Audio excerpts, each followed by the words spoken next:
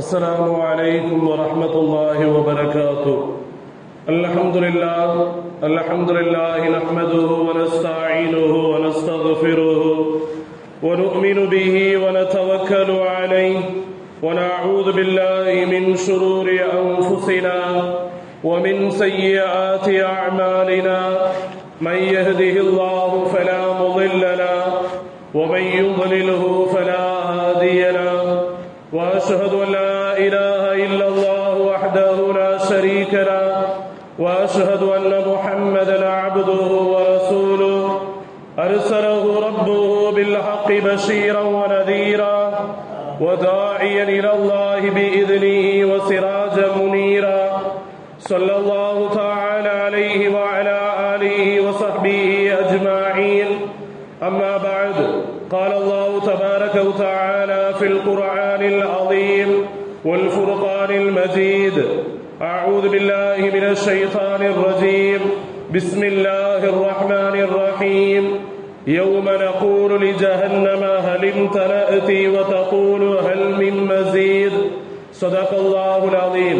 وقال رسول الله صلى الله عليه وسلم: اللهم اعتقنا من النار وادخلنا الجنة يا رب العالمين. صدق رسول الله صلى الله عليه وسلم. அளவற்ற அருளாளனும் நிகரற்ற அன்புடையோனுமாகிய வற்றா கருணை கடலாளன் ஆற்றல் மிகுந்த அல்லாஹ்வை போற்றி புகழ்ந்தவனாக எனது உரையை துவக்கம் செய்கிறேன். எல்லா புகழும் அகிலங்களின் இரட்சகன் அல்லாஹ் ஒருவனுக்கே உரித்தாகட்டும். அந்த ரப்புல் ஆலமீனுடைய சாந்தியும் சமாதானமும் நமது இருலக தலைவர் ஹஸ்ரத் முஹம்மது முஸ்தபா ரசூலுல்லாஹி ஸல்லல்லாஹு அலைஹி வஸல்லம் அன்னவர்கள் மீதும் அவர்களின் அடிச்சுவடுகளை பின்பற்றி வாழ்ந்து கொண்டிருக்கிற இனி வாழப்போகிற அனைத்து நல்லடியார்களின் மீதும் அல்லாஹுவின் அன்பும் அருளும் என்றென்றும் நின்று நிலவட்டுமாக. கண்ணியத்திற்கும் இறை நேசத்திற்குரிய அல்லாஹ்வின் நல்லடியார்களே, இன்றைய ஜும்ஆவின் தலைப்பு நடுங்க வைக்கும் நரகம். கண்ணியத்திற்குரிய அல்லாஹ்வின் நல்லடியார்களே, அல்லாஹ் ரப்புல் ஆலமீனுடைய பேரருளால் சங்கையான ரமதானுடைய மாதத்திலே 3வது ஜும்ஆவிலே 3வது பத்திலே நாம் எல்லாம் பெற்றிருக்கிறோம். இந்த ரமதான் மாதத்தினுடைய 3வது 10 நாட்கள் என்பது இருக்கிறது நரக விடுதலை அளிக்கக்கூடிய 10 நாட்களாக இருக்கிறது. ஆகவே ஹஜ்ரத் முஹம்மது ஸல்லல்லாஹு அலைஹி வஸல்லம் அவர்கள் நமக்கு கற்றுத் தந்ததை போன்று அல்லாஹும்ம அஅதிக்னா மினன் நார் வ அத்கில்னல் ஜன்னத யா ரப்பல் ஆலமீன் என்ற நரக பாதுகாப்பு பெறக்கூடிய இந்த அற்புதமான துஆவை அதிகம் ஓதக்கூடியவர்களாக நாம் எல்லாம் இருக்க வேண்டும். அல்லாஹ் ரப்புல் ஆலமீனுடைய மிகப்பெரிய ஒரு நாட்டம் நம்மை எல்லாம் இப்படிப்பட்ட ஒரு அற்புதமான ஒரு நேரத்திலே ஒரு பாக்கியம் நிறைந்த ஒரு சூழ்நிலையிலே அல்லாஹ் ரப்புல் ஆலமீன் நம் அனைவர்களையும் ஒன்று கூட்டி இருக்கிறான். அல்லாஹ் யாருக்கு நலவை நாடுகிறானோ அவர்களுக்கு இது போன்ற உண்மையான பாக்கியங்களை அல்லாஹ் ரப்புல் ஆலமீன் வழங்கக்கூடியவனாக இருக்கிறான்.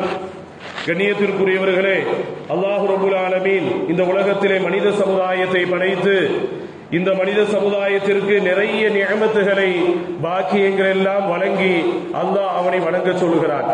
யார் அல்லாஹ்வை வணங்கக்கூடியவர்களாக இருக்கிறார்களோ அவர்களுக்கு அல்லாஹ் ரப்புல் ஆலமீன் உயர்தரமான அற்புதமான சொர்க்கத்தை, நிரந்தரமான ஒரு இடத்தை அல்லாஹ் தயார் செய்து வைத்திருக்கிறான்.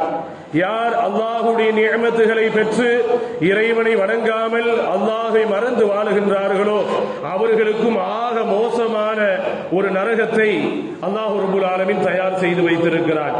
எப்படி நம்முடைய இல்லங்களிலே நமக்கு தேவையான பொருட்களை வைப்பதற்கு அலமாரிகளையோ அல்லது பீரோக்களையோ நாம் வைத்திருக்கிறோமோ அதுபோன்று அல்லாஹ் சொர்க்கத்தை வைத்திருக்கிறார். நம்முடைய வீடுகளில் தேவையில்லாத பொருட்களை, வஸ்துக்களை போடுவதற்கு ஒரு குப்பையை, ஒரு குப்பை தொட்டி எப்படி நாம் தேர்ந்தெடுத்து வைத்திருக்கின்றோமோ, ஆகாத விஷயங்களை, ஆகாத பொருட்களை அதில் போட வேண்டும் என்று எப்படி நாம் நாடி வைத்திருக்கிறோமோ அதுபோன்று மனிதர்களில் அல்லாஹ்வை வணங்காமல் மறந்து இருக்கக்கூடிய மனிதர்களுக்கு அல்லாஹ் ஒரு குப்பை தொட்டியை போன்று அல்லாஹ் ஒரு நரகத்தை அல்லாஹ் தேர்வு செய்து வைத்திருக்கிறார். ஆகவே நாம் நரகத்துடைய விஷயத்திலே ரொம்ப கவனமாக இருக்க வேண்டும். நரகம் என்பது நாம் நினைக்கக்கூடிய விஷயங்களை போன்று அது ஒரு சாதாரணமான ஒரு இடம் அல்ல. நரகம் என்பது நம்மில் எத்தனையோ பேர் பேசிக் கொள்வார்கள், தொழுகை இல்லை, இபாதத்துகள் இல்லை, பிற மனிதர்களிடத்திலே நல்ல முறையில் நடந்து கொள்வதில்லை, உறவுகளை பேணி வாழ்வதில்லை, ஹராமான செயல்பாடுகளை செய்கிறார்கள். இதுவெல்லாம் செய்ய வேண்டாம், அல்லாஹ் நரகத்தை வைத்திருக்கிறான். இப்படிப்பட்ட மோசமான பாவங்களை செய்கின்ற பொழுது அல்லாஹ் நரகத்தில் போட்டு விடுவான் என்று சொல்கின்ற பொழுது நிறைய மனிதர்கள் வேடிக்கையாக சொல்கிறார்கள். அப்படி ஒன்னும் நான் இருக்க வேண்டிய அவசியம் இல்லை. அல்லாஹ் அப்படி நரகத்தில் என்ன போடுறதா போடட்டும், நான் பார்த்துக்கிறேன். நான் பார்க்காத வேதனையா கஷ்டமா? இந்த உலகத்திலே நரகத்துடைய வேதனை நான் அனுபவிச்சுட்டேன். அல்லாஹ் நரகத்துல போட்டா போட்டுட்டு போகட்டும் என்று எத்தனையோ மனிதர்களுடைய வார்த்தைகளாக இது இருக்கிறது. நாம் சாதாரணமாக சொல்லக்கூடிய இந்த வார்த்தையை போன்று உண்டான இடமல்ல அந்த நரகம் என்பது. நம்முடைய அறிவில், நம்முடைய சிந்தனைகள் எவ்வளவு தூரம் சிந்தித்து பார்த்தாலும் அந்த நரகத்தினுடைய வேதனைகளை முழுமையாக சிந்தித்து விட முடியாது. அதை நம்மால் ஒருபோதும் தாங்க முடியாது. எந்த அளவிற்கு அல்லாஹ் நரகத்தை பற்றி குர்ஆனில் சொல்லி இருக்கிறானோ அந்த வசனங்களை, அந்த ஆயத்துகளை நாம் ஆய்வு செய்து சிந்தித்து பார்த்தாலே நம்முடைய உள்ளங்கள் எல்லாம் நடுங்கி போய்விடும். அந்த அளவிற்கு நரகத்துடைய வேதனைகள் என்பது ஆக மோசமான ஒரு தண்டனைகள் நிறைந்த ஒரு இடமாக நரகம் என்பது இருக்கிறது. இந்த உலகத்தில் ஒரு காய்ச்சல், ஒரு தலைவலியை கூட நம்மால தாங்க முடியல. எப்ப மருத்துவர்கிட்ட போறது, அதுக்கு எப்ப ஊசி போடணும், மருந்து சாப்பிடணும், அதை போக்க வேண்டும். ஒரு சாதாரண வலியை கூட நம்மால தாங்க முடியல. நரகத்தில் இருக்கக்கூடிய அந்த வேதனைகளை ஒருபோதும் நம்மால் தாங்கவே முடியாது. ஏனென்றால் அதை தாங்கக்கூடிய அளவிற்கு சக்தியை அல்லாஹ் நமக்கு கொடுக்கவில்லை. அப்படிப்பட்ட ஒரு இடமாக நரகம் என்பது இருக்கக்கூடியதாக இருக்கிறது. ஒரு முறை மலக்குகளுக்கெல்லாம் தலைவர் ஜிப்ரீல் அலைஹிஸ்ஸலாத்து வஸ்ஸலாம் அவர்கள் ஹஸரத் முஹம்மது ஸல்லல்லாஹு அலைஹி வஸல்லம் அவரிடம் வருகிறார்கள். வருகின்ற பொழுது நாயகம் ஸல்லல்லாஹு அலைஹி வஸல்லம் மலக்கு வருகின்ற பொழுது எழுந்து அவர்களை வரவேற்கிறார்கள், கண்ணியம் செலுத்துகிறார்கள். கண்ணியம் செலுத்தி விட்டு அமர்கிறார்கள், பேசுகிறார்கள். பேசுகின்ற பொழுது ஜிப்ரீல் அலைஹிஸ்ஸலாத்து வஸ்ஸலாம் அவருடைய முகம் வளமையை விட இந்த முறை வேறு மாறி இருக்கிறது.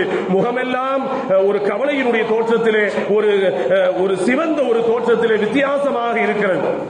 ஹஸரத் முஹம்மது ஸல்லல்லாஹு அலைஹி வஸல்லம் கேட்டார்கள், என்ன ஜிப்ரீலே, வளமைக்கு மாறாக உங்களுடைய முகம் இப்படிப்பட்ட ஒரு தோரணையில் இருக்கிறதே, கவலையாக இருக்கிறீர்களே என்று கேட்டபொழுது ஜிப்ரீல் அலைஹிஸ்ஸலாத்து வஸ்ஸலாம் சொன்னார்கள், யா ரசூலல்லாஹ், அல்லாஹ் நரகத்தை படைத்திருக்கிறான் பாவிகளை போடுவதற்காக வேண்டி.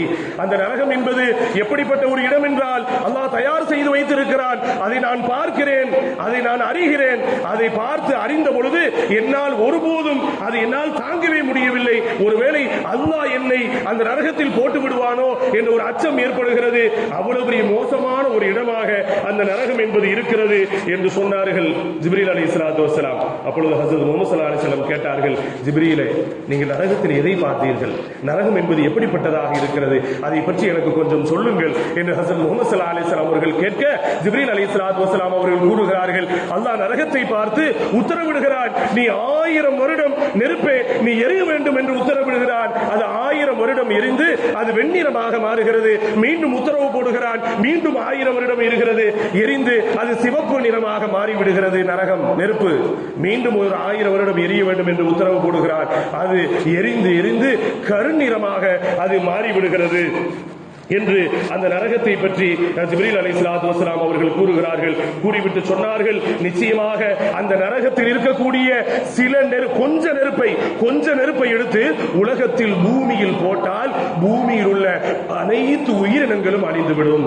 கொஞ்சம், ஒரு சிறிதளவு போட்டால் பூமியில் உள்ள அனைத்து உயிரினங்களும் அழிந்துவிடும். அந்த அளவிற்கு கடுமையான நெருப்பை அல்லாஹ் நரகத்தில் தயார் செய்து வைத்திருக்கிறான். அந்த நரகத்தில் அந்த பாவிகளை வேதனை செய்யப்படுகின்ற பொழுது ஒவ்வொருத்தரையும் சங்கிலியால் கட்டி இழுத்து சித்திரவதை செய்யப்படும், வேதனை செய்யப்படும். அந்த சங்கிலி என்பது இருக்கிறது நெருப்பிலான சங்கிலிகள். அந்த சங்கிலிகளை பெரிய மலையின் மீது அந்த சங்கிலியை வைத்தால் அந்த சூடு தாங்க முடியாமல் மலை உருகி ஒன்றுமில்லாமல் போய்விடும் என்று சொல்கிறார்கள் ஜிப்ரீல் அலைஹிஸ்ஸலாத்து வஸ்ஸலாம். அதோடு சேர்த்து சொல்கிறார்கள், அந்த நரகத்திலே அந்த காவலர்கள் இருக்கிறார்களே, வேதனை செய்யப்படக்கூடிய அந்த பொறுப்பு ஒப்படைக்கப்பட்டிருக்கிற அந்த காவலர்கள் நமக்கு முன்னால் வந்தால் அந்த துர்நாற்றத்தால் நாம் இறந்து போய்விடுவோம்.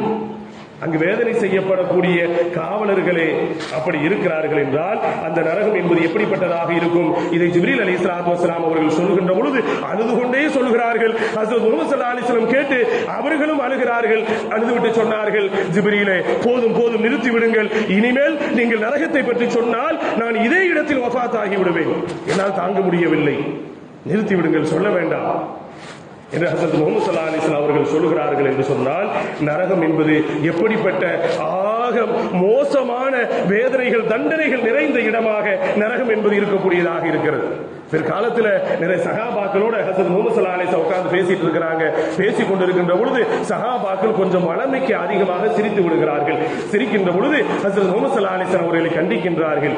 உங்களிடத்தில் எத்துணை முறை நான் நரகத்தை பற்றி நான் உபதேசம் செய்திருக்கிறேன், எத்துணை முறை நரகத்தை பற்றிய பயான்களை செய்திருக்கிறேன். அப்படி இருக்கின்ற பொழுது நீங்கள் இப்படி அளவுக்கு மீறி சிரிக்கிறீர்களே, உங்களை நரகம் எப்படி உங்களை சிரிக்க வைத்திருக்கிறது?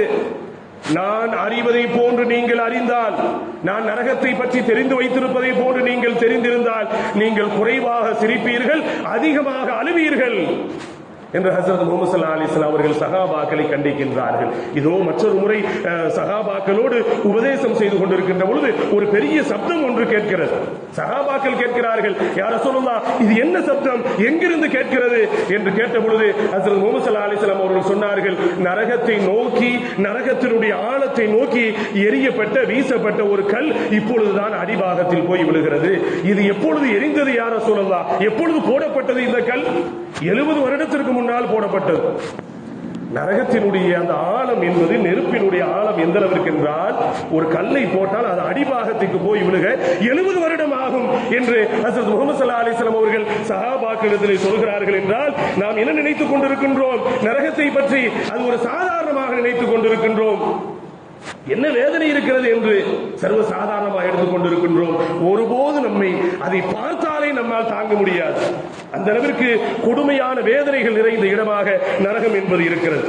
அல்லாஹ் கேட்கிறான் பாருங்க குர்ஆன்ல ஒரு இடத்துல, நரகத்தை அல்லாஹ் படைச்சு அதை உருவாக்கி அதை எரிய விட்டு அந்த நரகத்துல அல்லாஹ்விற்கு மாறு செய்த பாவிகளை எல்லாம் அதுல நுழைய வச்சுட்டு அந்த நரகத்தை பார்த்துட்டு அல்லாஹ் கேட்கிறான். குர்ஆன்ல அந்த வசனம் வருது, யௌம நகூலு லி ஜஹன்னம ஹல் முதராதி வ தகூலு ஹல் மின் மஸீத், நீ நிறைந்து விட்டாயா நரகமே என்று நரகத்தை பார்த்து அல்லாஹ் கேட்கின்ற பொழுது அந்த நரகத்துக்கு சொல்லுமா அல்லாஹ்ட்ட, இன்னும் இருக்குதா, இன்னும் எவ்வளவு வேண்டாலும், எத்தனை பேரை வேண்டுமானாலும் இறைவா எனக்குள் அனுப்பு, எவ்வளவு பேர் வேண்டுமானாலும் அனுப்பு என்று அந்த நரகம் அல்லாஹ்வை பார்த்து சொல்லுமா. இந்த வசனத்தில் இருந்து மார்க்க அறிஞர்கள் விளக்கம் கொடுக்கிறார்கள். இந்த வசனத்துக்கு என்ன விளக்கம் கொடுக்கிறார்கள் என்றால், இந்த வசனத்தை வைத்து பார்க்கின்ற பொழுது சுவனத்தை விட நரகம் என்பது ஆக பெரிது என்று சொல்லுகிறார்கள். சுவனத்தை எப்பொழுது பார்த்தாலும் அது நிறைந்தது போன்று காட்சி தருமா, நரகத்தை எப்பொழுது எத்துணை பேரை, எத்துணை லட்சம் கோடி பேரை அதற்குள் போட்டாலும் நரகம் காட்சி தருமாம், ரொம்ப குறைந்த ஆட்கள் இருப்பது போன்று காட்சி தருமாம். அப்படி என்றால் நரகம் என்பது எவ்வளவு பெரியதாக இருக்கக்கூடியதாக இருக்கிறது. ஆகவே நரகம் என்ற அந்த நரகம் இருக்கிறதே, அந்த ஒரு நரகத்துக்குள் அல்லாஹ் 7 விதமான நரகத்தை வைத்திருக்கிறான். அது என்ன 7 விதமான நரகம்? அதில் ஒன்று லலா என்று பெயர், மற்றொன்றுக்கு ஜஹீம் என்று பெயர், மற்றொன்று 3வதற்கு உஸ்ரா என்று பெயர், 4வது ஹாவியா, 5வது சகர், அதே போன்று 6வதாக சஈர், 7வதாக ஜஹன்னம். ஒரு நரகத்துக்குள்ள 7 விதமான நரகம். அந்த ஒவ்வொரு நரகம் இருக்கிறதே அதற்குள்ள பல லட்ச படித்தரங்கள், பல லட்ச தளங்கள். 7 இருக்குதா இல்லையா, அதுல ஒவ்வொன்றுக்குள்ளேயும் பல லட்ச தலங்கள் இருக்கிறது. யார் யார் என்னென்ன பாவம் செய்கிறார்களோ அந்த பாவத்திற்கு ஏற்ப அவர்கள் ஒவ்வொரு நரகத்திற்கும் நுழைய வைப்பார்கள். அந்த நரகத்தில் அந்த பாவத்திற்கு ஏற்ப அவர்களுக்கு அந்த விதவிதமான தண்டனைகள், மோசமான விளைவுகள் என்பது அந்த நரகத்திலே ஏற்படக்கூடியதாக இருக்கிறது. ஒரு முறை சுவனமும் நரகமும் தர்க்கம் செய்து கொண்டதா, சண்டை போட்டுக் கொண்டதா ஹதீசுகளிலே வருகிறது. அப்பொழுது சுவனம், நரகம் என்பது சுவனத்தை பார்த்து சொல்லுகிறது, எனக்குள் இன்னென்ன மனிதர்கள் இருப்பார்கள் என்று சொல்லுகிறது நரகம். பெருமைக்காரர்கள் இருக்கிறார்களே, பெருமை அடிக்கக்கூடியவர்கள் எனக்குள் இருப்பார்கள் நரகம் சொல்லுது, அவர்களை நான் விடமாட்டேன். அவர்களை என்னவெல்லாம் செய்வன் என்று தெரியுமா? என்ன நரகம் வந்து சொர்க்கத்தை பார்த்து சொல்லுது, அடுத்து ஒவ்வொரு விஷயங்களா சொல்லுது. அடுத்து எனக்குள் தொழுகை இல்லாதவர்கள் இருக்கிறார்களே, பூமியில் அல்லாஹ்வை மறந்து தொழுகை இல்லாமல் வாழ்ந்தார்களே, அவர்கள் எனக்குள் இருப்பார்கள், அவர்களை நான் ஒருபோதும் விட மாட்டேன். இணை வைத்து வாழ்ந்தவர்கள் எனக்குள் இருப்பார்கள் என்று ஒவ்வொரு விஷயங்களையும் சொல்லுகிறது. போதை வஸ்துக்களுக்கு அடிமையாக இருந்தார்களே, அவர்களை நான் விடமாட்டேன், அவர்கள் எனக்குள் இருப்பார்கள். எத்தனை முஃமின்கள், எத்தனை முஸ்லீம்கள் போதை வஸ்துக்களுக்கு அடிமையாகி போய் எத்தனை பேர் நோன்பு கூட வைக்கிறது இல்லை ரமதானுடைய மாதத்தில். அதை விட என்ன முக்கியமா போச்சு, அல்லாஹ் எவ்வளவு பெரிய ஆரோக்கியத்தை நமக்கு கொடுத்திருக்கிறான். போதைக்கு அடிமையாகி சாப்பிடாம இருந்து விடுவேன், தண்ணீர் கூட அது கூட பிரச்சனை இல்லை. ஆனால் போதை வஸ்து எத்தனை பேர் இருக்கிறார்கள்? அங்காங்கே பகல் காலங்களிலே டீக்கடைகளிலும் பேக்கரிகளிலும் ஊர் முச்சந்திகளிலும் அமர்ந்து கொண்டு புகையை ஊதக்கூடியவர்கள் எத்தனை பேர் இருக்கிறார்கள்? ரமலான் ஒரு மாதம் கூட அல்லாஹ்விற்காக கட்டுப்பாடாக இருக்க முடியவில்லை. நீங்கள் இஃப்தார் நோன்பு திறந்து விட்டு எதையோ செய்யுங்கள், சஹருக்கு முன் எதையோ செய்யுங்கள், அது அவரவருடைய இஷ்டம், அது யாரும் சொல்ல வருவதில்லை. ஆனால் ஒரு மாதத்திற்காக அது கூட முடியவில்லை. நரகம் சொல்லுகிறது சோழத்தை பார்த்து, போதைக்கு அடிமையானவர்களை நான் விட மாட்டேன், அவர்கள் எனக்குள் இருப்பார்கள். பிற முஃமினை கஷ்டப்படுத்தியவர்கள், நோவினை செய்தவர்கள், உறவுகளை துண்டித்து வாழ்ந்தவர்கள், அவர்கள் எனக்குள் இருப்பார்கள் என்று நரகம் சொல்கிறது. சொர்க்கம் அடுத்த பதிலுக்கு அது தருக்க செய்யுது. தொழுகக்கூடியவர்கள் இருக்கிறார்களே, அவர்கள் எனக்குள் அது என்ன சொல்லுச்சோ அதுக்கு எதிர்மறையா சொல்லும். தொழுகை இல்லாதவர்கள் அதற்குள், தொழுகக்கூடியவர்களை நான் கண்ணியமான முறையில் வைத்துக் கொள்வேன், தர்மம் செய்தவர்களை கண்ணியமான முறையில் வைத்துக் கொள்வேன், அல்லாஹ்வை நினைத்து நல்ல முறையில் வாழ்ந்த நல்லடியார்களை நான் எனக்குள் வைத்துக் கொள்வேன் என்று ஒவ்வொரு பாவங்களா நரகம் சொல்லுது, ஒவ்வொரு நன்மையா சொர்க்கம் சொல்லுது. ரெண்டு பேரும் தர்க்கம் செய்து சண்டை போட்டுக் கொண்டிருக்கிறார்கள். அல்லாஹ் நிறுத்துங்கள் என்று சொன்னான். நிறுத்துங்கள் என்று சொல்லிவிட்டு அல்லாஹ் சுவனத்தை பார்த்து சொன்னான், சுவனமே நீ என்னுடைய அருட்படையாக இருக்கிறாய், நான் நாடியவர்களை உன்னை கொண்டு அருள் செய்வேன். நரகத்தை பார்த்து சொன்னான், நரகமே நீ என்னுடைய வேதனையாக இருக்கிறாய், நான் நாடியவர்களை உன்னை கொண்டு நான் வேதனை செய்வேன் என்று அல்லாஹ் சுருக்கமாக முடித்து விட்டான். அப்படி என்றால் நரகம் என்பது அதில் பல படித்தரங்கள் இருக்கிறது. யார் யார் என்னென்ன பாவங்கள் செய்கிறார்களோ அந்தந்த பாவங்களுக்கு ஒவ்வொரு தலங்கள் என்பது அந்த நரகத்தில் இருக்கக்கூடியதாக இருக்கிறது. ஒவ்வொரு பாவத்தை பொறுத்தவரை அதற்குண்டான தண்டனைகள் என்பது ஏதோ ஒரு ஹதீஸ் இருக்கிறது. ஹஜ்ரத் முஹம்மது ஸல்லல்லாஹு அலைஹி வஸல்லம் அறிவித்த ஒரு ஹதீஸ். அது உதாரணத்திற்காக வேண்டி ஒரு சில பாவங்கள் செய்தவர்களுக்கு என்ன தண்டனை வழங்கப்படுகிறது என்ற ஒரு அடிப்படையில் ஒரு சில நபர்களை மட்டும் நான் உதாரணத்திற்காக கூறுகிறேன். ஹஜ்ரத் முஹம்மது ஸல்லல்லாஹு அலைஹி வஸல்லம் அவர்கள் ஒரு நாள் சுபஹ் தொழுகை முடிந்துவிட்டு சஹாபாக்களை அப்படியே முன் அழைத்து அமர வைத்து அமர்ந்திருக்கிறார்கள். தினமும் ஃபஜ்ர் தொழுகை முடிச்சுட்டா சஹாபாக்கள் எல்லாம் முன்னாடி உட்கார வச்சு, யாருக்காவது ஏதாவது கேள்வி பதில் இருக்கா, ஏதாவது மசாயில் சட்டம் தெரியணுமா, யாராவது ஏதாவது கனவு கண்டீர்களா, அதற்கு விளக்கம் சொல்லணுமா என்று கேட்பாங்க. அப்ப அதே மாதிரி ஒரு நாள் சுபஹ் தொழுது கேட்கிறாங்க. கேட்கின்ற போது யாரும் அன்றைக்கு கனவு கண்டல, யாருக்கும் மசாயிலுடைய சட்டங்கள் அன்றைக்கு கேள்வி பதில் யாரும் கேட்கல. அப்பொழுது ஹஜ்ரத் முஹம்மது ஸல்லல்லாஹு அலைஹி வஸல்லம் சொன்னாங்க, நேற்று இரவு நான் ஒரு கனவு கண்டேன், அது உண்மையான விஷயத்தை அல்லாஹ் கனவாக ஏற்படுத்தி கொடுத்திருக்கிறான். இரண்டு மலக்குகளின் இடத்தில் வந்தார்கள். அந்த மலக்குகள் வந்து அல்லாஹ்வினுடைய நாட்டத்தால் சுவனத்தையும் நரகத்தையும் எனக்கு காட்டினார்கள். நான் சுவனத்தை பார்த்தேன், ஆக இன்பங்கள்லாம் அங்குதான் நிறைந்து இருக்கிறது, நிரந்தரமான இடம், அற்புதமான இடம் என்று சொர்க்கத்தை பற்றி சொல்லிவிட்டு அடுத்து எனக்கு அந்த மலக்குகள் எனக்கு நரகத்தை காட்டினார்கள் என்று சொல்லிவிட்டு ஒரு சில நேரமில்ல ஒரு சில நபர்களை மட்டும் சொல்றேன். சில கூட்டத்தார்கள் வேதனை செய்யப்பட்டார்கள். அதில் சில மலக்குமார்கள் இருக்கிறார்கள் வேதனை செய்யப்பட. அந்த மலக்குமார்கள் ஒரு கூட்டத்தார்களை அவர்களை கீழே படுக்க வைத்திருக்கிறார்கள். படுக்க வைத்து பெரிய பாறாங்கல்லை எடுத்து அவருடைய தலையிலே போடுகிறார்கள். அவருடைய தலை என்பது அப்படி நசுங்கி போய் விடுகின்றது. மீண்டும் கல்லை எடுப்பதற்குள் அந்த தலை சரியாகி விடுகிறது. இப்படியே போட்டு போட்டு அந்த கல்லை தூக்கி போட்டு அவர்கள் வேதனை செய்யப்படுகிறார்கள். அவர்கள் யார் என்று கேட்ட பொழுது மலக்குகள் சொன்னார்கள், அவர்கள் யார் என்று தெரியுமா? தொழுகையில் பொடுபோக்காக இருந்தவர்கள். அல்லாஹ் சொல்றானே இல்லையா குர்ஆன்ல ஒரு இடத்துல, ஃபவைலுல் லில் முஸல்லீன் அல்லதீன ஹும் அன் ஸலாத்திஹிம் சாஹூன், தொழுகையாளிகளுக்கும் கேடுதான், அவர்கள் நஷ்டமடைவார்கள், அவர்கள் நரகத்தில் நுழைய வைக்கப்படுவார்கள். எந்த தொழுகையாளிகள்? கவனமில்லாத, பேணுதல் இல்லாத, ஒழுக்கம் இல்லாத, பொடுபோக்கான தொழுகையாளிகள் என்று அல்லாஹ் குர்ஆன் ஒரு இடத்துல சொல்றான். பேணுதல் இல்லாத தொழுகையாளிகளுக்கு இப்படிப்பட்ட தண்டனை என்றால், அறவே பள்ளியின் பக்கம் திரும்பி கூட பார்க்காதவர்கள், தொழுகை இல்லாதவர்கள், அவர்களுக்கு எப்படிப்பட்ட வேதனை என்பதை நரகத்தில் அல்லாஹ் வைத்திருப்பான். தொழுகையில் கவனம் வேண்டும், பேணுதல் வேண்டும். ஏதோ கடமைக்கு ஏனோதானோ என்று தொழுகுவதில்லை. எத்தனை இடங்களில் பார்க்கக்கூடியவர்களாக இருக்கிறோம்.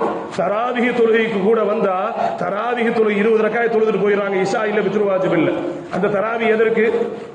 அந்த தராவி தொழுகை கூடாது. இஷா வாஜிப், வித்ர் வாஜிப் என்பது அது இஷா கட்டாய கடமை, கடமையாக இருக்கிறது. கட்டாய கடமையை விட்டுவிட்டு நீங்கள் சுன்னத்தை முஅக்கதாவான தராவீஹை மட்டும் தொழுது விட்டால் அது எப்படி? தராவீஹ் செய்தால் நன்மை. ஒருவேளை என்னால முடியாது விட்ட பெரிய பாவமெல்லாம் இல்லை. ஆனா இஷாவை விட்டாலும் வித்ர் வாஜிபை விட்டாலும் பெரிய குற்றம். நிறைய இடங்கள் இது நடக்கின்றது. ஆக தொழுகையில பேணுதல் இல்லாதவர்களுக்கும் அவர்களுக்கு நரகத்தில் தண்டனை இருக்கிறது என்று இந்த வசனங்கள் நமக்கு காட்டுகின்றது. அடுத்த ஹசரத் முஹம்மது ஸல்லல்லாஹு அலைஹி வஸல்லம் அடுத்த ஒரு கூட்டத்தை பார்க்கிறாங்க. அந்த கூட்டத்திற்கு என்ன செய்யப்படுகிறது என்றால், நரகத்தில் ஆன பழுத்த கம்பிகள், பெரிய கம்பிகளை எடுத்து வலதுபுறமாக விடப்பட்டு இடதுபுறமாக அந்த கம்பி வெளியே வருகிறது. அவர்கள் யார் என்று சொன்னால் அவர்கள் தான் பொய் பேசி திரிந்தவர்கள். எதற்கெடுத்தாலும் பொய், உண்மையே இல்லை. எத்தனையோ பேர்கள் பொய் பேசக்கூடியவர்களுக்கு இப்படிப்பட்ட ஒரு தண்டனை. அடுத்த ஒரு கூட்டத்தை பார்க்கிறார்கள், அந்த நரகத்தில் காட்டப்படுகிறது. ஹஜ்ரத் முஹம்மது ஸல்லல்லாஹு அலைஹி வஸல்லம் அவர்களுக்கு இந்த கூட்டம் எப்படி என்று சொன்னால், நரகத்திலே வேதனை செய்யப்படுகிறார்களே, அந்த வேதனை செய்யப்படக்கூடியவர்களுடைய அனைத்து ரத்தமும் அப்படி வலிந்து ஓடி வந்து அது ஒரு பெரிய ஆறாக ஓடிக்கொண்டிருக்கின்றது. ரத்த ஆறு ஓடிக்கொண்டிருக்கின்றது. அந்த ரத்த ஆறுக்கு, அந்த ஆற்றுக்கு நடுவே ஒரு கூட்டத்தார்கள் நிக்க வைக்கப்பட்டு அந்த ரத்த ஆறு என்பது, அந்த ரத்தம் என்பது அவருடைய வாய்க்கும் மூக்கு காதுகளுக்குள் போய் கொண்டிருக்கின்றது. அதை அவர்கள் குடித்துக் கொண்டிருக்கின்றார்கள். அவர்கள் யார் என்று தெரியுமா? கரையேற பார்க்கிறார்கள். கரையேற பார்த்தால் கரையிலே நரக பாதுகாவலர்கள், மலக்குகள் இருக்கிறார்கள். கல்லெடுத்து அவர்களை அடிக்கின்றார்கள். மீண்டும் அவர்கள் ரத்த ஆறு உள்ளே நடுப்பகுதிக்கு போகிறார்கள். யார் என்றால் இவர்தான் வட்டியை உண்டவர்கள், வட்டி சம்பந்தப்பட்டவர்கள் என்று ஹஜ்ரத் முஹம்மது ஸல்லல்லாஹு அலைஹி வஸல்லம் அவர்களுக்கு சொல்லப்படுகிறது. இன்றைக்கு இந்த சமுதாயம் என்பது, முஸ்லிம் சமுதாயம் என்பது வட்டியிலே ரொம்ப கவனக்குறைவாக இருந்து கொண்டிருக்கின்றது.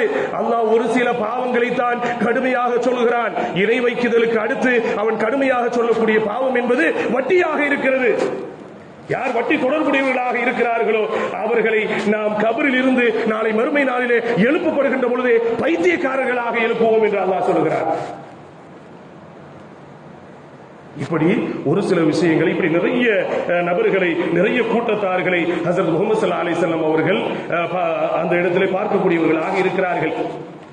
ஆகவே கண்ணியத்திற்குரிய அல்லாஹ்வின் நல்லடியார்களே, ஆகவே நரகம் என்பது இப்படி ஒரு நரகத்திலே பலவிதமான தலங்கள், பலவிதமான படித்தரங்கள், யார் யார் என்னென்ன பாவங்கள் செய்கிறார்களோ அதற்குண்டான தனித்தனி தண்டனைகள் எல்லாம், தனித்தனி பிரிவுகள் எல்லாம் அந்த நரகத்தில் இருக்கக்கூடியதாக இருக்கிறது. அப்படி ஒரு வேளை அல்லாஹ் நரகத்தில் யாருக்காவது இறக்கப்பட்டு குறைவான தண்டனை கொடுக்க வேண்டும் என்று சொன்னால், அது யாருக்கு என்று சொன்னால் அல்லாஹ் ஆக குறைந்த தண்டனையாக அபூ தாலிப் அவர்களுக்கு கொடுப்பான். என்ன தண்டனை என்று தெரியுமா? ஆக குறைந்த தண்டனை தான். அல்லாஹ் நரகத்தில் யாருக்கும் இறக்கப்படுறதில்லை. ஏன்னா உலகத்திலேயே எவ்வளவு வாய்ப்புகள் அல்லாஹ் கொடுத்துட்டான். எவ்வளவோ வயசு, எவ்வளவோ படிப்பினைகளை எல்லாம் கொடுத்து, எவ்வளவு அத்தாட்சிகளையும் கொடுத்துட்டான். அதனால அங்க இறக்கப்படுறதே இல்லை. ஒருவேளை அல்லாஹ் இறக்கப்பட்டு குறைந்த தண்டனையை கொடுப்பதாக இருந்தால் நெருப்பு செருப்பை கொடுக்கிறான். நெருப்பில் ஆன செருப்புகள், அந்த செருப்பை அணிகின்ற பொழுது அந்த சூடு மூளைக்கு ஏறி மூளை அப்படியே உருகி அப்படியே கீழே விழுகும், வடிந்து போகும். அதுதான் ஆக குறைந்த தண்டனையாக இருக்கிறது என்று ஹஜ்ரத் முஹம்மது ஸல்லல்லாஹு அலைஹி வஸல்லம் அவர்கள் சொல்கிறார்கள். கடுமையான தண்டனை என்றால் நரகத்திலே அது இணை வைத்து வாழ்ந்தவர்களுக்கு, அல்லாஹ்வை வணங்காமல் இருந்தவர்களுக்கு கடுமையான தண்டனை என்பது நரகத்தில் வழங்கப்படும். எப்படி என்றால் அவருடைய நாக்கை இழுத்து வைக்கப்படும். எந்த அளவுக்கு இழுத்து வைக்கப்படும் என்றால் 6 மைல் தூரம் நாக்கை இழுக்கப்படும். அவருடைய பல்லெல்லாம், ஒவ்வொரு பல்லும் உஹது மலையை போன்று இருக்கும். அவருடைய உடல் எல்லாம் நரகத்திலே வேதனை செய்யப்பட்டு 300 மீட்டர் தூரம் அவருடைய உடல் என்பது ஊதி போய் வெடித்து மீண்டும் உடல் கொடுக்கப்பட்டு மீண்டும் ஊதி, சொல்ல முடியாது அவ்வளவு. இதுவெல்லாம் கற்பனை கதைகள் அல்ல, கட்டு கதைகள் அல்ல. இதுவெல்லாம் இந்த உலகத்தில் அல்லாஹ்விற்கு யார் மாறு செய்து வாழ்கிறார்களோ, யார் ஹராமான செயல்களை செய்கிறார்களோ, யார் பிற முஸ்லிம்களை கண்ணியம் இல்லாமல் மனதை வேதனைப்படுத்தி நடந்து கொள்கிறார்களோ, அல்லாஹ்வை மறந்து வாழ்கிறார்களோ, அவர்களுக்கெல்லாம் இது போன்ற தண்டனைகள் என்பது நரகத்தில் கொடுக்கப்படக்கூடியதாக இருக்கிறது. இப்படியெல்லாம் வேதனை செய்யப்படுவார்கள்.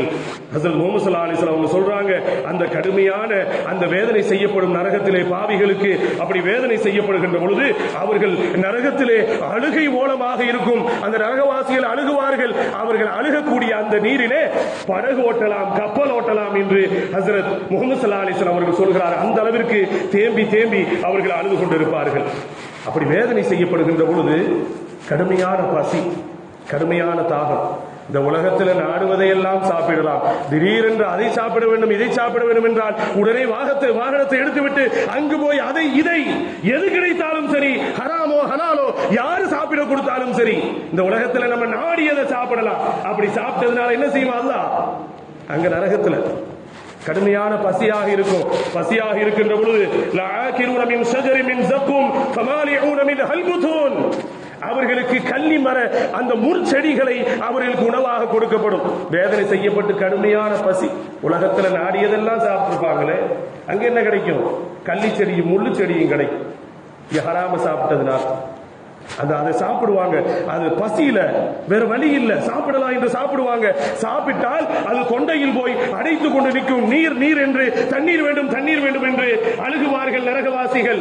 அப்படி அழுகின்ற பொழுது அவர்களுக்கு அந்த நரகத்தில் வேதனை செய்யப்படுகின்ற அந்த நரகவாசிகளுடைய ரத்தங்கள், சீல் சலங்கள் இருக்கிறதே, அதை அவர்களுக்கு குடிப்பதற்கு கொடுக்கப்படும். அது எப்படி இருக்கும் என்று தெரியுமா? கொதிக்கும். அந்த சீல் சலம் ரத்தங்களை அப்படியே தாகத்தால் குடிக்க எடுத்து கொண்டு போவார்கள். துர்நாற்றம் தாங்க முடியாது. அது போன்ற ஒரு துர்நாற்றம் கிடையாது, நுகர்ந்து பார்த்தது கிடையாது. வேண்டாம் என்று கீழே வைப்பார்கள்.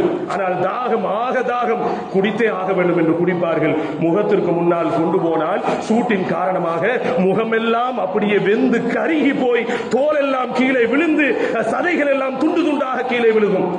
அப்படியும் விடுவார்களா? அதற்கு மேல் தாகம், அப்படியும் அதை குடிப்பார்கள். அந்த சீல் சலங்களை ரத்தங்களை குடித்து அது உள்ளே போய் அது குடல் எல்லாம் வெந்து போய் துண்டு துண்டாக வயிறெல்லாம் பிஞ்சு போய் கீழே விழுகும். இப்படி முள் செடிகளையும் என்னங்க சீல் சலங்கள் ரத்தங்களையும் என்ன செய்யப்படுகிறது? அங்கு நரகவாசிகளுக்கு உணவாக பானமாக கொடுக்கப்படக்கூடியதாக இருக்கிறது. ஆகவே நரகத்தினுடைய உணவு என்பது இப்படிப்பட்டதாக இருக்கிறது. அவர்களுக்கு வேதனை செய்யப்பட்டு உடம்புல அந்த தோல் எல்லாம் என்ன செய்யும் சொன்னா, நரகவாதிகளுக்கு அப்படியே கரிஞ்சு விழுந்துகிட்டே இருக்கும் தோல் எல்லாம். அது விழுக விழுக மீண்டும் புது தோல் அவர்களுக்கு கொடுக்கப்பட்டு கொண்டே இருக்கும். எத்தனை நரகவாசிகள் ஆடையை கேட்பார்கள். உலகத்தில் விதவிதமான ஆடைகள் உடுத்தி இருக்கலாம், ஆபாசமான ஆடைகளை உடுத்தி இருக்கலாம். 4 பேர் பார்க்க வேண்டும், என்னை பெருமையாக பேச வேண்டும், இது போன்ற ஆடை உடை யாரும் உடுத்தியது கிடையாது என்று ஆண்களோ பெண்களோ நல்ல டைட்டான உடைகளை அணிந்திருக்கலாம். ஆண்கள் என்னுடைய உடல் கட்டை நான் காட்ட வேண்டும், 4 பேர் பார்க்கின்ற பொழுது இவரை போன்று யார் உடலை வைத்திருப்பது? ஜிம்பாடி யாரு பெரிய வீரர் என்று சொல்கின்ற அளவிற்கு தங்களுடைய கீழாடையும் மேலாடையும் டைட்டாக அணிந்திருப்பார்கள். பெண்களும் அவர்களுடைய ஆபாச ஆடை, நல்ல டைட்டான ஆடைகள். அதற்குள் விரிவாக நான் போய் பேச நான் விரும்பவில்லை, சுருக்கமாக சொல்கிறேன். இப்படி ஆண்களும் பெண்களும் உலகத்தில் விதவிதமான ஆபாசமான ஆடைகளை உடுத்தி இருக்கலாம். நாளை மறுமை நாளிலே நரகத்திலே இப்படிப்பட்ட ஆடையை உடுத்தியவர்களுக்கு நரக நெருப்பிலான ஆடை வழங்கப்படும். அந்த ஆடை அவர்கள் அணிவார்கள். உடம்பெல்லாம் வெந்து போய் கருகி போய் தூள் தூளாக போகும். மீண்டும் உடல் கொடுக்கப்படும். இப்படி நரகத்தினுடைய குடிப்பு, உணவு, ஆடைகள் எல்லாம் எவ்வளவு மோசமானதாக, எவ்வளவு வேதனை செய்யப்படக்கூடியதாக இருக்கிறது. ஆகவே அப்படிப்பட்ட நரகத்தில் இருந்து பாதுகாப்பு தேடக்கூடிய அற்புதமான நாட்கள் தான் ரமலான் மாதத்தினுடைய இந்த 3வது 10 நாட்களாக இருக்கிறது. இந்த 3வது 10 நாட்களிலே ஹஜ்ரத் முஹம்மது ஸல்லல்லாஹு அலைஹி வஸல்லம் அவர்கள் நமக்கு கற்றுக் கொடுத்திருக்கிறார்கள். நீங்க நரக விடுதலை பெறுவதற்காக அல்லாஹ்விடத்திலே பாதுகாப்பு தேடுங்கள் என்று சொல்லி இருக்கிறார்கள். இவ்வளவெல்லாம் வேதனை இருக்கிறது. அல்லாஹ் இரக்கமற்றவனா? அவன் தாயை விட 100 மடங்கு அடியார்கள் மீது அன்புள்ளவன், பாசமுள்ளவன், இரக்கமுள்ளவன். இவ்வளவு தண்டனைகளை அவன் அங்கு வைத்திருக்கிறானே என்று அவன் இரக்கமற்றவன் என்று யாரும் மனதில் ஒரு லேசான அளவிற்கு கூட சிந்தனைகள் தோன்றிவிடக் கூடாது. ஏன், அவனை போன்ற அன்புள்ளவர்கள் யாரும் கிடையாது. இந்த உலகத்தில் நாம் திருந்துவதற்கு எவ்வளவு வாய்ப்புகள், எவ்வளவு படிப்பினைகள், எவ்வளவு அத்தாட்சி அல் குர்ஆன், எத்துணை ஹதீசுகள், நம்முடன் வாழ்ந்து மரணித்த எத்துணை படிப்பினை பாடங்கள். எத்தனை பேர் போயிட்டாங்க கபருக்கு. எவ்வளவு அத்தாட்சிகள் அல்லாஹ் ஒவ்வொரு நாளும் நமக்கு நிகழ்த்தி கொடுத்துட்டே இருக்கிறான். ஏன், நம்ம திருந்தணும், ஹராம விடணும், ஹலால செய்யணும், அல்லாஹ்வை மறக்க கூடாது, அல்லாஹ்வை வணங்கணும். என்பதற்காக வேண்டி நிறைய அத்தாட்சிகள் அல்லாஹ் நம்ம காட்டிக் கொண்டே இருக்கிறான். அப்படி எல்லாம் காட்டிக் கொண்டே இருக்கிறாய், நான் எதையும் எடுக்க மாட்டேன், நான் திருந்த மாட்டேன், நான் இப்படித்தான் இருப்பேன் என்று வழிய நாம் தான் நரகத்தில் விழுவதற்கு தயாராகி கொண்டிருக்கின்றோம். பிறகு அல்லாஹ்வை குற்றம் சொல்லி அவன் இரக்கமற்றவன் என்று சொல்வதில் என்ன நியாயம் இருக்கிறது? அவன் எத்தனை படிப்புகளை, எத்தனை அத்தாட்சிகள் நம்ம கொடுத்துக் கொண்டேதானே இருக்கிறார். முஹம்மது ஸல்லல்லாஹு அலைஹி வஸல்லம் ஒரு முறை சொன்னாங்க, ஒரு தாயினுடைய குழந்தை காணாமல் போய்விட்டது. அந்த தாய் அந்த குழந்தையை தேடி தேடி அழுகிறாள், பதறி போகிறார். திடீரென்று அந்த குழந்தை கிடைத்து விட்டது. அந்த குழந்தையை அப்படியே அணைத்துக் கொள்கிறார். அணைத்துக் கொண்டவுடன் ஹஜ்ரத் முஹம்மது ஸல்லல்லாஹு அலைஹி வஸல்லம் அவர்கள் கேட்டார்கள், இந்த தாய் இந்த குழந்தையை நெருப்பில் போடுவாரா என்று கேட்ட பொழுது சொன்னார்கள், சஹாபா யா ரசூலல்லாஹ், எப்படி போடுவார்? அவள் 10 மாதம் சுமந்து பெற்றெடுத்த குழந்தை, எவ்வளவு அன்பு பாசம். அப்படி ஒரு தாயை இப்படி என்றால் அல்லாஹ் ஒவ்வொரு மனிதர்களையும் எவ்வளவு அற்புதமான முறையிலே, எவ்வளவு அழகான முறையிலே, எவ்வளவு ஆசையோடு அவன் ஒவ்வொரு மனிதர்களையும் படைத்திருக்கிறான். அவன் தாயை விட 100 மடங்கு அன்புள்ளவன். அவன் எப்படி நரகத்தில் போட விரும்புவான்? அவன் போடக்கூடாது, நரகத்தில் நுழையக்கூடாது என்னுடைய அடியார்கள் என்றுதான் அவர் நாடுகிறான். மனிதர்கள் தான் திருந்தாமல் அவர்களாக போய் விழுந்து விடுகிறார்கள் என்று ஹஜ்ரத் முஹம்மது ஸல்லல்லாஹு அலைஹி வஸல்லம் அவர்கள் சொன்னார்கள். ஆகவே கண்ணியத்திற்குரிய அல்லாஹ் நல்லடியார்களே, இந்த 3வது 10 நாட்களிலே ஹஜ்ரத் முஹம்மது ஸல்லல்லாஹு அலைஹி வஸல்லம் அவர்கள் அல்லாஹும்ம அஅதிக்னா மினன் நார் வ அத்கில்னல் ஜன்னத யா ரப்பல் ஆலமீன் என்ற நரகத்தை விட்டு பாதுகாப்பு பெறக்கூடிய இந்த துஆவை அதிகம் ஓதி இருக்கிறார்கள். நம்மையும் ஓத சொல்லி இருக்கிறார்கள். ஆகவே இந்த துஆவை அதிகம் ஓதக்கூடியவர்களாக இருக்க வேண்டும். அதே போன்று அல்லாஹ் ரப்பல் ஆலமீன் அந்த மோசமான நரகத்தை விட்டு நம்மையும் நம்முடைய குடும்பத்தை சார்ந்த அனைவர்களையும் அல்லாஹ் ரப்பல் ஆலமீன் பாதுகாப்பானாக. வாழும் காலமெல்லாம் முழு ஆஃபியத் என்னும் ஆரோக்கியத்தோடு அந்த ஏக இறைவன் ஒருவனை மட்டும் வணங்கி வழிபட்டு அவனுக்கு பொருத்தமான முறையிலே வாழ்ந்து அவனுக்கு பொருத்தமான முறையில் மரணிக்கக்கூடிய ஒரு நல்ல பாக்கியத்தை அல்லாஹ் ரப்பல் ஆலமீன் நமக்கும் நம்மை பெற்றெடுத்த பெற்றோர்களுக்கும் நமது உடன் பிறந்தவர்களுக்கும் நமது உற்றார் உறவினர்களுக்கும் நமது உஸ்தாதுமார்களுக்கும் அல்லாஹ் ரப்பல் ஆலமீன் வழங்குவானாக. நம்முடன் வாழ்ந்து நம்மை விட்டு பிரிந்து கபரில் அடங்கியிருக்கக்கூடிய நம்முடைய குடும்ப முன்னோர்கள், பெற்றோர்கள், நண்பர்கள், உற்றார் உறவினர்கள், உஸ்தாதுமார்கள் அனைவருடைய கபரையும் அல்லாஹ் பிரகாசமாக ஆக்குவானாக. அவர்களுடைய அல்லாஹ் அவர்கள் அனைவருக்கும் சொர்க்கத்தை கொண்டு சுப செய்தி அறிவிப்பு செய்வானாக. அவர்களுக்கும் நமக்கும் நாளை மறுமை நாளிலே அல்லாஹ் உயர்ந்த அந்தஸ்துகளை வழங்குவானாக. ரப்பல் ஆலமீன் இந்த துன்யாவில் வாழ்கின்ற பொழுது இந்த துன்யாவால் ஏற்படக்கூடிய அனைத்து விதமான பலாய் முசீபத்துகளை விட்டும், மோசமான திடீர் மரணங்களை விட்டும், கெட்ட வியாதிகளை விட்டும், ஈமான் இழப்பதை விட்டும், ஷைத்தானுடைய தீண்டுதலை விட்டும், எதிரிகளுடைய சூழ்ச்சிகளை விட்டும், மருத்துவமனை சோதனைகளை விட்டும் நீங்கள் அனைவர்களையும் பாதுகாப்பாயாக என்ற ஒரு நல்ல பிரார்த்தனையோடு எனது வார்த்தைகளை நிறைவு செய்கிறேன். வாஹிரு தஅவானா அல்ஹம்துலில்லாஹி ரப்பில் ஆலமீன். அஸ்ஸலாமு அலைக்கும் வரஹ்மத்துல்லாஹி வபரகாத்துஹு.